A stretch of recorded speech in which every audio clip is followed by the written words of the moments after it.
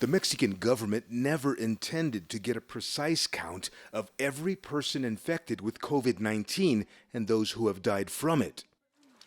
The reality here simply does not allow for it. Mexico's population is around 130 million people spread out over a massive mountainous geography.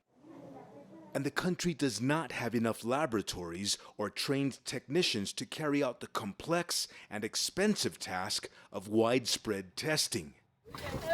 From the outset of the pandemic, the government has used a different monitoring system, including a World Health Organization tracking system called Sentinel Surveillance, based on data from states. But it was criticized for undercounting the dead and those infected. The director of Mexico's pandemic task force recently announced a new virus counting procedure. For the government of Mexico, it provides trustworthy data that helps us understand how the phenomenon spreads. It helps us form public policy programs and strategies, which we use to monitor the virus at all times. The switch in counting strategies has led to more uncertainty among the population.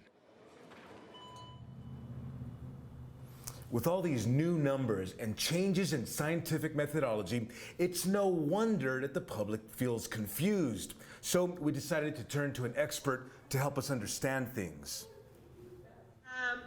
Dr. Lori Ann Jimenez has a PhD in medical sciences from Harvard University. She directs a molecular biology lab here in the Mexican capital and says the government's new system is confusing and dangerous. We're in the middle of the worst pandemic in a century, and information is very important to have. And sadly, Mexico doesn't have information that is reliable coming from the authorities.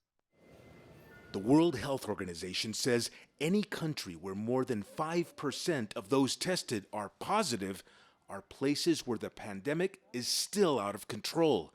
Mexico's positivity rate is more than 40%. To further complicate things, Mexico has just entered the flu season.